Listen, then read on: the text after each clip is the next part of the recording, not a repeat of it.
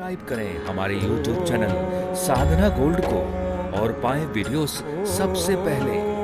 Bell icon दबाना ना भूलें।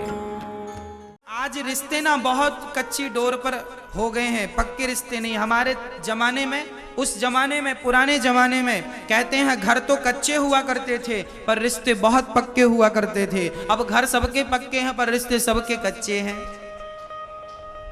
पति पत्नी का रिश्ता भी बड़ा कच्चा हो गया है। एक छोटा सा तूफान आता है घर में, पति पत्नी के रिश्ते टूट जाते हैं। आजकल भाई भाई के रिश्ते बड़े कच्चे हो गए हैं, छोटी छोटी बातों में ही रिश्ते टूट जाते हैं। एक भाई वो था जो भाई अपने भाई को जंगल जब चले गए, माँ ने राजा बना दिया, बेटा तुम राजा बन जाओ, भरत राजा बन जाओ, राम को मैंने वनवास भेज दिया है। पर भरत ने कहा ना, अयोध्या की संपदा स्वर्ग की संपदा से करोड़ों गुना ज्यादा थी, उस संपत्ति को भी ठुकरा दिया भरत जी ने अपने भाई के लिए। भाई का अर्थ क्या होता है भरत जी से सीखना चाहिए। ये प्रसंग भरत जी, रामचरितमानस पढ़ो, बच्चों को पढ़ाओ, तब तो रिश्ते निभाना वो जानेंगे। आजकल तो बच्चे इंग्लिश की पोयम पढ़ रहे हैं, वहां रिश्तों का कोई अर्थ नहीं है।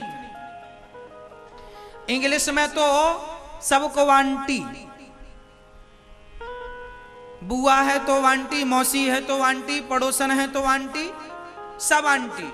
हमारे यहाँ ऐसा नहीं है। हमारे यहाँ रिश्तों में एक प्रेम है और हर रिश्ते का एक अपना महत्व है। बुआ है तो बुआ है, ये मेरी बुआ है, ये मेरी मासी है, ये मेरी बहन है, ये मेरी चाची है, ये मेरी दादी है, ये मेरी, हर रिश्ते का नाम है। और नाम ही नहीं, उस रिश्ते का प्रेम भी है। वो रिश्ता प्रेममय है। हमारे भारत में हम लोग प्रेम से रहने वाले लोग हैं, रिश्तों को निभाने वाले लोग हैं। राम जी महान क्यों बने? क्योंकि उन्होंने रिश्ता ही तो निभाया।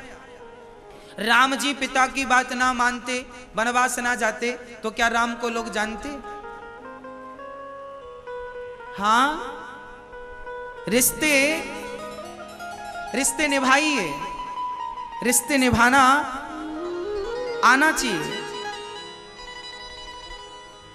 जब तक आपको रिश्ता निभाना नहीं आएगा, आप अच्छे व्यक्ति नहीं बन पाएंगे। इसलिए रिश्तों को निभाइए। राम जी पिता की बात मानकर चल पड़े, मां की, भाई का क्या रिश्ता निभाया, क्या रिश्ता, क्या पुत्र का धर्म निभाया। क्या पति सीता को हरण करके रावण ले गया? कोई और पति होता तो नहीं नहीं नहीं, कौन रावण से पंगा ले, दूसरी शादी कर लेंगे। पर नहीं, अपनी पत्नी के स्वाभिमान के लिए, पत्नी के सम्मान के लिए रावण जैसे दिग्गजों से वनवासी राम ने पंगा ले लिया और युद्ध करके पछाड़ दिया। किसके लिए? राम की रावण से कोई दुश्मनी नहीं थी। राम तो सीता का सम्मान दिलाना चाहते थे। तो राम पति कैसे हैं? जो अपनी पत्नी से बहुत प्रेम करते हैं। राम का चरित्र पढ़ो, लोग कहते हैं प्रेम की निशानी ताजमहल है। यदि प्रेम की निशानी ताजमहल है तो ताजमहल बनवाने वाले की 7 पत्नियां थीं। एक ही पत्नी से प्रेम करता तो दूसरी की जरूरत क्यों थी?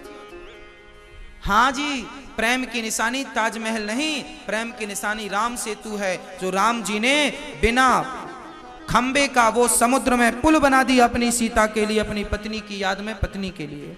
ये राम सेतु प्रेम की निशानी है। राम जी पत्नी से प्रेम करते हैं।